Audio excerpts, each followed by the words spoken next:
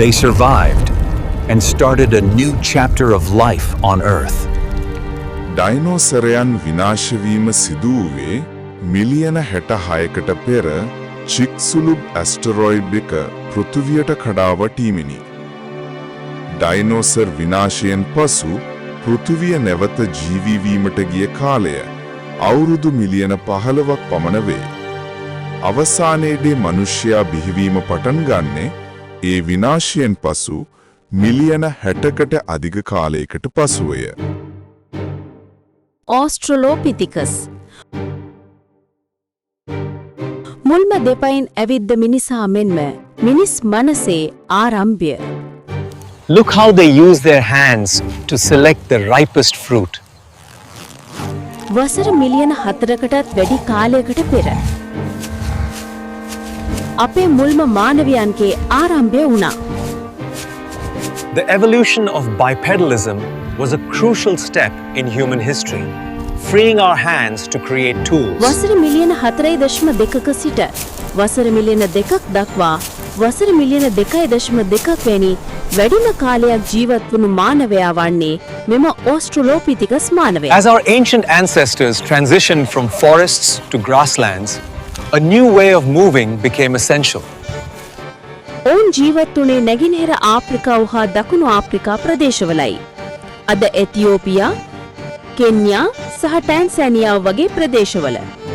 විශාල විවෘත සෙවානා බිම්වල ඔවුන් ජීවත් වුණා. ගස් අඩෝ හිරු උණුසුම වැඩි. ගස් මත සිටි Australopithecus එකින් බිමට බැස්සා. සිව්පහ දෙපා විය.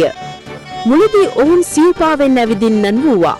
නමුත් විවෘත බිම මත දුරදිගු ගමන් කිරීමට හා ඉදිරිය දැක ගැනීමට ඔවුන් නිරතුරු උත්සාහ කළා.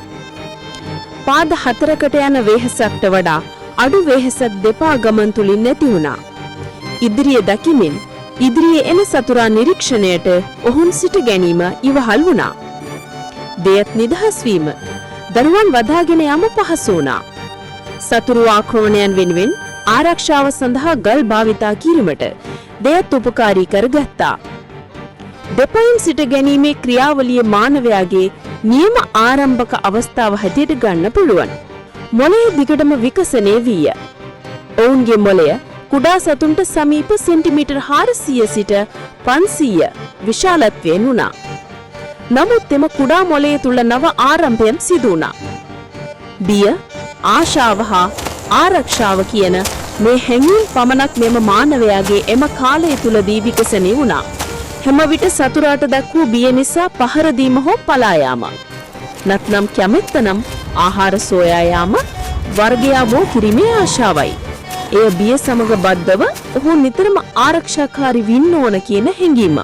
දරුවන් බිහි කිරීම. මවගේ ශරීරය තුලින් දරුවා බිහිවන ආකාරය අන් සත්වයන්ට වඩා වෙනස් වුණා. එනම් මව සහ දරුවා පෙකණි වැලුන් හරහා බද්ධව සිටීම. මව දරුවා බිහි කළේ තනිවමයි. ඇය සෑම විටම සිතුවා ඒ ඇයගේම ශරීර කොටසක් ලෙස. අත් සහ දත් භාවිතා කරලා දරුවා වෙන් කර ගැනීම කටින් සපා ඇය විසින්ම සිදු කළා. මවට මයත් ආරක්ෂකෙන් ඇය දරුවාට ජීවිතය දුන්නා. Australopithecus යුගයේද මව්කම කියන මනුෂ්‍යමය හැඟීම ආරම්භක යුගයේද මෙය වෙනවා. ඔවුන්ගේ සමාජයේ සරල නමුත් ශක්තිමත් එකක් වුණා. පිරිස් බලය, ජීවිත ආරක්ෂාව, ආහාර බෙදා ගන්නා ආකාරය සහ එකිනෙකාට ඇති ආරක්ෂාකාරී හැඟීම් මේ වෙන්නන් මිනිස් සමාජය පවත්වාගෙන යාමට බීජයන් වුණා.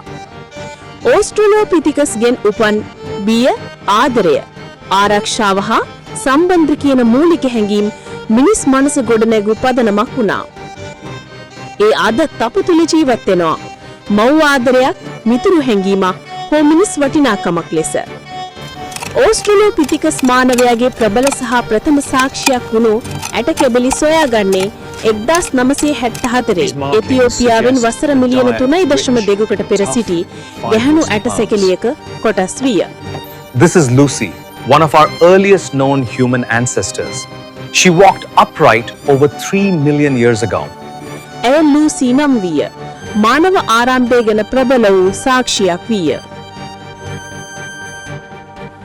Australopithecus, Homo habilis, Homo erectus, Homo heidelbergensis, Homo neanderthalensis, Homo sapiens ආරම්භක මානවයාගේ මෙසේ නමකරණය වීය. විද්‍යාඥයන් එසේ නමකරණයට ලක් කිරීමට හේතු ගණනාවක් තියෙනවා. DNA වෙනස් වීම, මොළයේ ප්‍රමාණ වර්ධනය, හැඟීම් විකසනය, පරිසරයන්ට අනුගත වීම. Australopithecus දෙපයින් නැවිද්ද යාමේ ආරම්භකයා. Homo habilis උපකරණ භාවිතා කළ මිනිසා. අත්භාවිතය සහ මනෝමය ආරම්භය. Homo erectus ගින්දර සොයාගත් මානවයා. Great invention. Homo heidelbergensis සංවාද හා සංවිධානයේ ආරම්භක මානවයන්. Homo neanderthalensis ශීත පරිසරයට අනුගත වූ මානවයා. Homo sapiens නූතන මානවයා. නෛතික මනස, භාෂාව, සංස්කෘතියට හැඩගැසුණු මානවයා. මේ ප්‍රශ්නෙට පිළිතුර ඔහු සහ නැහැ කියන දෙකටම අයත් වෙන බව විද්‍යාඥයන් පෙන්වලා දීලා තියෙනවා. මොකද සත්‍යයෙන් මානවයා දක්වා පරිවර්තනය වන බැවින්.